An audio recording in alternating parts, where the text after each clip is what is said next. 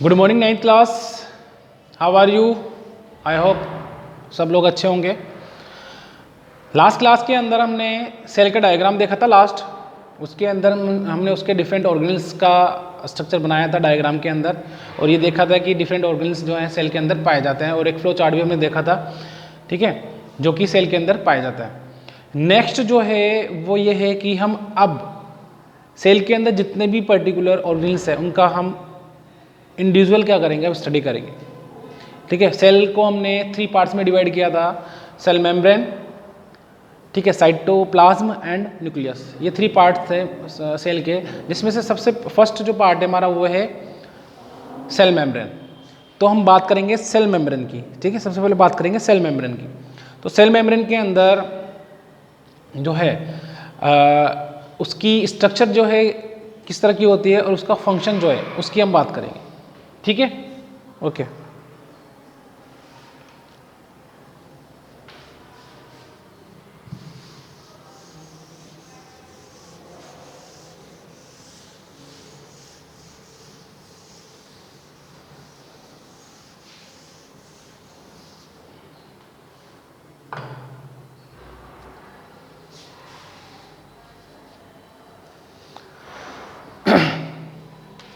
देखो, cell membrane के अंदर अगर उसके हम स्ट्रक्चर की बात करें,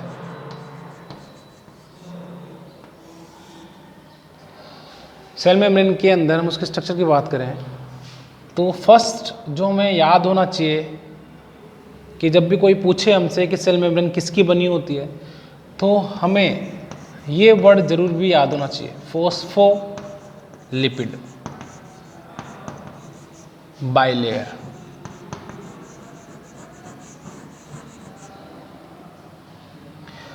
फोस्फोलिपिड बाइलेयर मतलब क्या है इसका?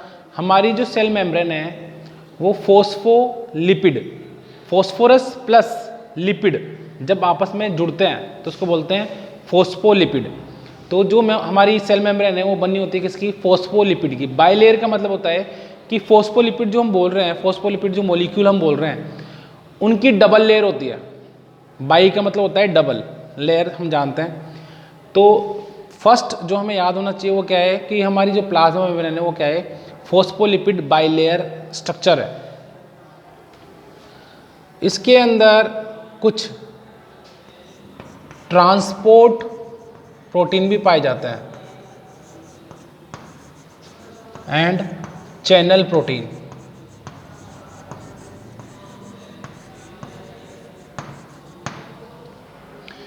इसके अंदर ट्रांसपोर्ट एंड चैनल प्रोटीन भी पाए जाते हैं। इसके अलावा इसको बनाने के लिए और भी चीज़ें कौन कौन सी है? ग्लाइकोप्रोटीन है,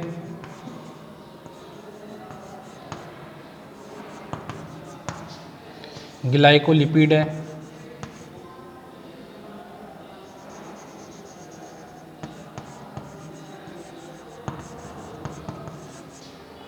ठीक है, ये सारी चीज़ें भी इसके अंदर, और कोलेस्ट्रॉल है। ये सारी चीज़ें भी इसके अंदर पाई जाती है। तो जनरली ये कुछ चीज़ें हैं, कुछ टर्म्स है जो हमें याद रखनी है। सबसे फर्स्ट जो हमें याद रखनी ही रखनी है, बाकी तो ज़रूरी नहीं है कि आपको याद रहे। लेकिन जब भी हम बात करेंगे कि प्लाज्मा मेम्ब्रेन जो है वो किसकी बनी होती है, या सेल मेम्ब्रेन जो है वो किसकी बनी होती है, तो हमें याद होना चाहिए कि प्लाज्मा मेम्ब्रेन जो है किसकी बनी होती है? फोस्फोलिपिड बाइलेयर की। ठीक है, प्लाज्मा मेम्ब्रेन क्या है? Phospholipid bilayer. ठीक है, तो ये तो हो गई स्ट्रक्चर की बात। अब इसकी स्ट्रक्चर की अगर बात करें, इसका डायग्राम हम देखें तो डायग्राम में हमें किस तरह का दिखेगा इसका? जनरली फोस्फोलिपिड को हम किस तरह से दिखेंगे? इस तरह से एक सिंबल बना लेंगे इसका। ठीक है, इस तरह का सिंबल बना लेंगे। तो ये जो डॉट है वो तो हो गया हमारा फोस्फो, और ये जो टेल है ये क्या हो गया? हमारी लिपिड। तो एक मॉलिक्यूल हो गया ये फोस्फोलिपिड, ये फोस्फोलिपिड। इस तरह के मॉलिक्यूल हम बना रहे हैं।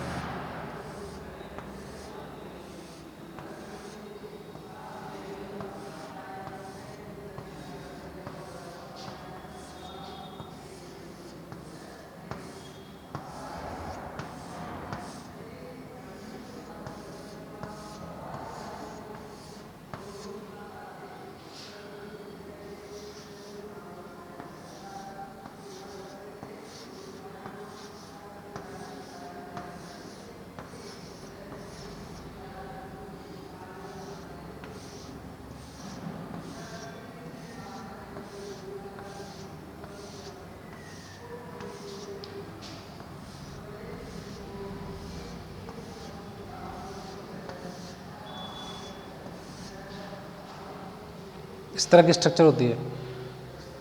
तो ये एक लेयर हो गई फॉस्फोलिपिड की,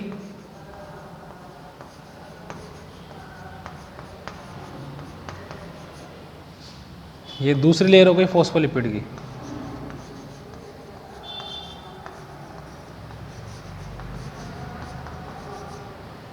ठीक है, तो डबल लेयर हो गई ना यहाँ पे, फॉस्फोलिपिड की डबल लेयर, इसलिए इसको बोलते हैं बाइलेयर। उसी तरह से इस मेम्ब्रेन के अंदर कहीं कहीं प्रोटीन्स पाए जाएंगे। ठीक है, जैसे मान लो हमने इस तरह की स्ट्रक्चर बना लिया यहाँ पर,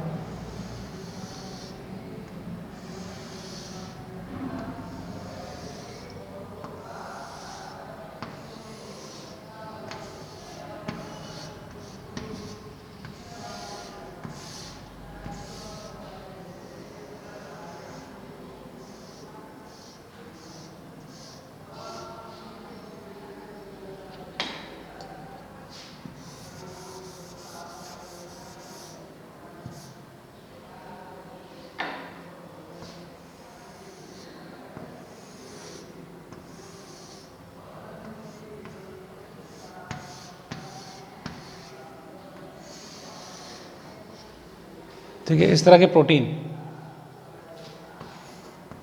जो कि कहाँ होते हैं, प्लाज्मा मेम्ब्रेन के अंदर ही फिट होते हैं। इस तरह से दिख रहा है ना, ये प्रोटीन स्ट्रक्चर जो है कहाँ फिट है, प्लाज्मा मेम्ब्रेन के अंदर ही में फिट दिख रहा है ये पूरा प्रोटीन का स्ट्रक्चर। कुछ इस तरह से और भी प्रोटीन पाए जाते हैं, जैसे यहाँ पर इसके सरफेस पे भी प्रोटीन पाए जाते हैं।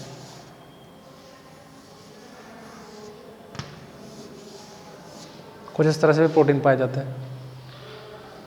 ग्लाइकोलिपिड्स, ग्लाइकोप्रोटीन पाए जाते हैं इस तरह से। को मैं मिटा देता हूँ।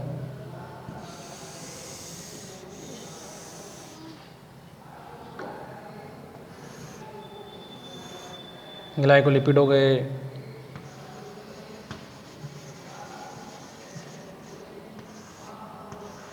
ग्लाइकोप्रोटीन हो गए, इस तरह से। तो ये पूरी जो है वो काय की स्ट्रक्चर हो गई, प्लाज्मा मेम्ब्रेन की। इसको जो प्रोटीन बाहर की तरफ होते हैं उनको बोलता है एक्सट्रिंसिक प्रोटीन।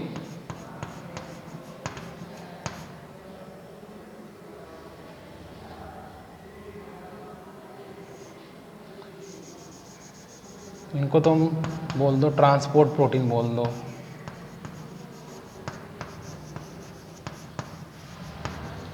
इनको बोल दो चैनल प्रोटीन।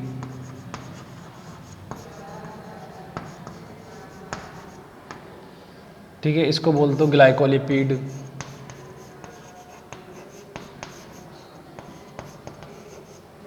इसको बोल दो ग्लाइकोप्रोटीन।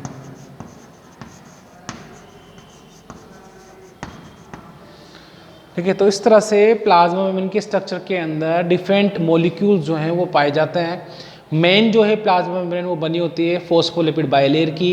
उसके अंदर कहीं कहीं सरफेस पे प्रोटीन पाए जाते हैं, ट्रांसपोर्ट प्रोटीन। कहीं कहीं पूरी प्लाज्मा मेम्ब्रेन के अंदर प्रोटीन एम्बेडेड रहते हैं, धसे हुए रहते हैं, उनको बोलते हैं चैनल प्रोटीन। कुछ मॉलिक्यूल्स जो है प्लाज्मा मेम्ब्रेन के पर पाए जाते हैं, जैसे ग्लाइकोप्रोटीन और ग्लाइकोलिपिड्स। तो इस तरह से ये सारे मिलकर जो है किसका फॉर्मेशन करते हैं, प्लाज्मा मेम्ब्रेन का फॉर्मेशन करते हैं।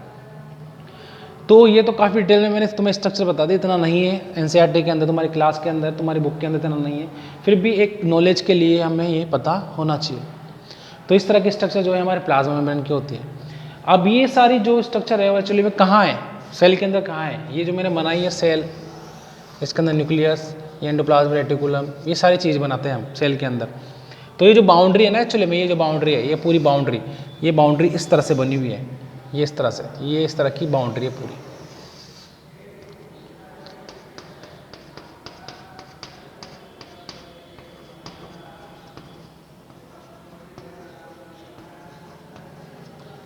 ठीक है, समझ में आ रहा है। तो ये बाउंड्री है ना, ये बाउंड्री का स्ट्रक्चर मैंने यहाँ बनाया है, मतलब प्लाज्मा मेम्ब्रेन का स्ट्रक्चर मैंने बनाया है। ठीक है, तो ये तो बात थी स्ट्रक्चर ऑफ प्लाज्मा मेम्ब्रेन। अब बात करेंगे फंक्शन ऑफ प्लाज्मा मेम्ब्रेन, क्या काम करती है प्लाज्मा मेम्ब्रेन का काम क्या है। जैसे उस दिन जब हमने डिस्कस किया था प्लाज्मा मेम्ब्रेन के बारे में, तो मैंने बताया था जो भी सेल के अंदर जाना है या आना है, मतलब ट्रांसपोर्टेशन का जितना भी काम है, या सेल के अंदर जो भी चीज़ मूव करनी है या सेल से बाहर जो चीज़ मूव करनी है उस सबको जो कंट्रोल करने का काम किसका होता है, प्लाज्मा मेम्ब्रेन का। प्लाज्मा मेम्ब्रेन जो है वो उन्हीं मॉलिक्यूल्स को जाने देती है जो अलाउ हैं, जो सेल के लिए ज़रूरी है। उन मॉलिक्यूल को ये अलाउ नहीं करती हैं जो सेल के अंदर नहीं जा सकते या सेल के अंदर के लिए ज़रूरी नहीं है।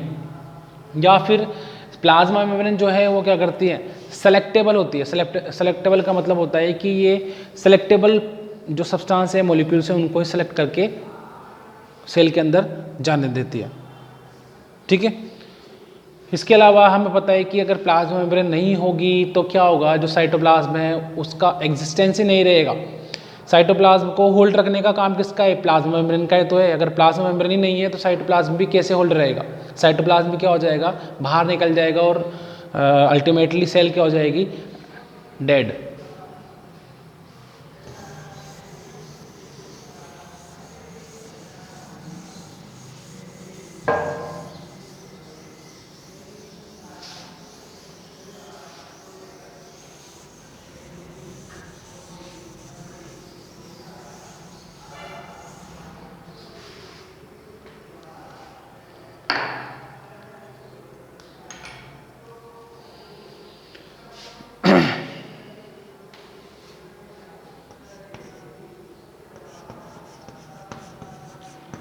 फंक्शन क्या हो गया, hold the cytoplasm.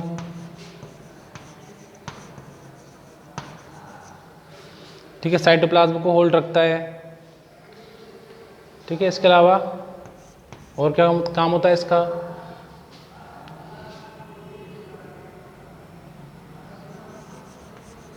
Control the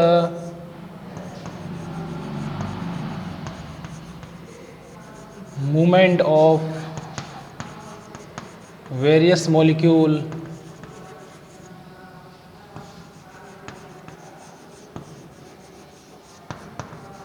in and out of the cell।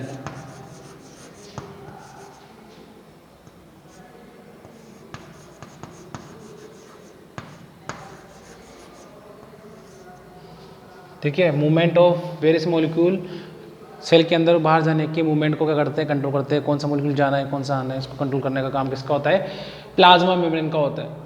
इसके अलावा जो है प्लाज्मा मेम्ब्रेन जो है कौन कौन से प्रोसेस के थ्रू जो इनटेक करती है वो है हम पढ़ेंगे ऑस्मोसिस, और इसके अंदर पढ़ेंगे हम डिफ्यूज़न।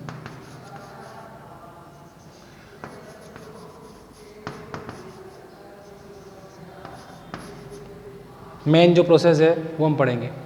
मतलब ये है डिफ्यूजन ऑस्मोसिस का मतलब ये है कि भाई प्लाज्मा मेम्ब्रेन के बारे में भी बोल रहे हैं कि प्लाज्मा मेम्ब्रेन जो है वो अलाउ करती है कौन सा सब्सटेंस जाना है, कौन सा नहीं जाना है, या कौन सा सब्सटेंस जो है कौन से प्रोसेस के थ्रू जाना है। तो वो जो मूवमेंट ऑफ मॉलिक्यूल्स है वो एक्चुअली में दो प्रोसेस के थ्रू होता है, ऑस्मोसिस एंड डिफ्यूजन। तो मेन जो यहाँ पढ़ना है ना, मैं ऑस्मोसिस डिफ्यूजन के बारे में पढ़ना है कि एक्चुअली में ऑस्मोसिस क्या होता है, डिफ्यूजन क्या होता है। ठीक है, तो ऐसी प्रोसेस जो है जिनके थ्रू प्लाज्मा मेम्ब्रेन के अंदर मॉलिक्यूल्स का मूवमेंट होता है वो प्रोसेस जानना इंपॉर्टेंट है। और ये जो है, ये दोनों टॉपिक्स जो है, ये टर्म्स जो हैं काफ़ी इंपॉर्टेंट है, इन्हीं को ध्यान से पढ़ना है आपको यहाँ पर। स्ट्रक्चर ऑफ प्लाज्मा मेम्ब्रेन तो चल जाएगा अगर याद भी नहीं है, लेकिन उसका फंक्शन हमें ज़रूरी है। ऑस्मोसिस और डिफ्यूजन जो है ये दोनों टर्म्स समझना बहुत ज़रूरी है। ठीक है, तो पहले इनको समझते हैं।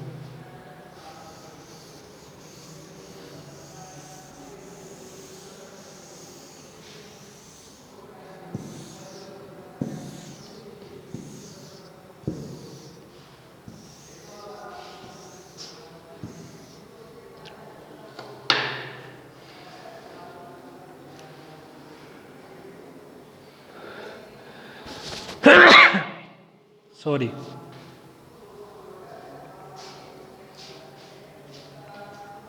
सबसे पहले हम समझते हैं डिफ्यूजन को।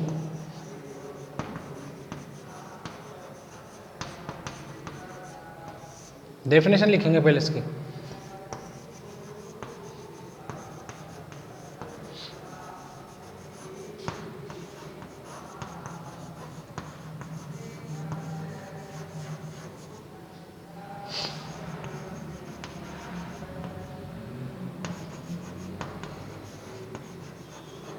The movement of molecules from higher concentration to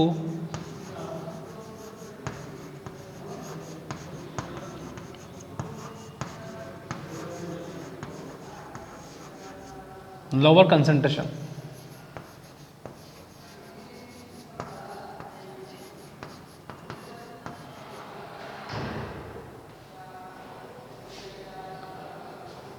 The movement of molecule from higher concentration to lower concentration.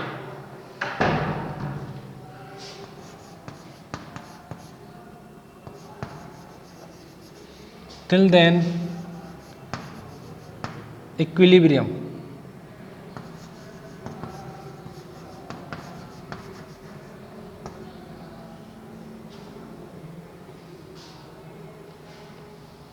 मतलब क्या हुआ इसका?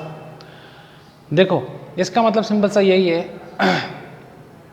जनरली क्या होता है कि मॉलिक्यूल्स का जो मूवमेंट होता है, मॉलिक्यूल्स मतलब या कोई भी चीज़ हम देखें हैं तो कोई भी चीज़ जो ज़्यादा है वो हमेशा किधर जाने की कोशिश करेगी? कम की तरफ जाने की कोशिश करेगी। जिधर ज़्यादा है वो हमेशा किधर जाएगी? कम की तरफ जाने की कोशिश करेगा। जैसे हम सिंपल से एक एग्जांपल है वाटर का।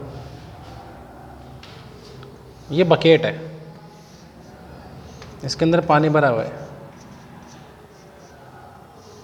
ये पाइप के थ्रू, एक और बकेट के थ्रू, पाइप के थ्रू ये जुड़ा हुआ है। यहाँ एक बल्ब लगा हुआ है और यहाँ ये पानी भरा हुआ है।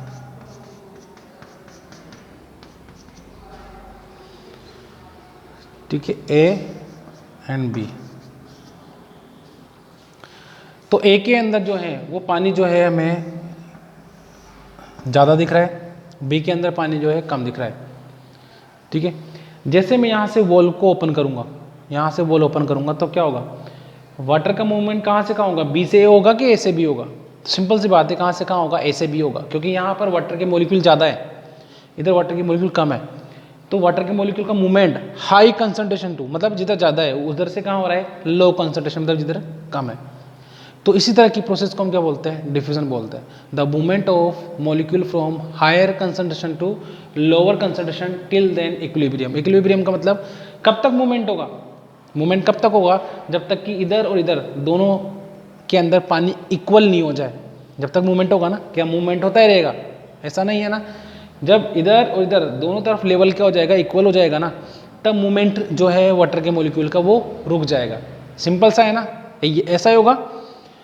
तो इस तरह से हम डिफ्यूजन की प्रोसेस को समझ सकते हैं किस एग्जांपल से, कि मूवमेंट ऑफ मॉलिक्यूल जो है वो हायर कंसंट्रेशन से लोअर कंसंट्रेशन की तरफ हमेशा होता है, और जब तक होता रहता है जब तक कि दोनों कंडीशन क्या नहीं जाए? इक्वल नहीं हो जाए, इक्वल में नहीं आ जाए।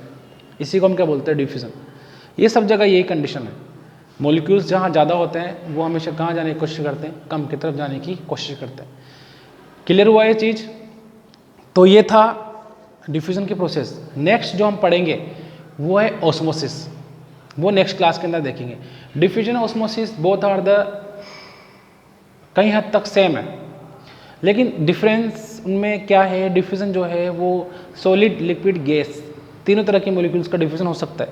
But in the case of osmosis only we study about that, कि ऑस्मोसिस के अंदर ओनली लिक्विड मॉलिक्यूल्स का ही हम क्या पढ़ते हैं? मूवमेंट पढ़ते हैं। ठीक है, समझ में आया चीज़? तो ये तो था डिफ्यूजन। नेक्स्ट टॉपिक होगा हमारा osmosis. Okay, I hope clear होगा डिफ्यूजन। इसकी डेफिनेशन याद रखनी है और इस एग्जांपल से हम इसको आराम से याद रख सकते हैं। Thank you.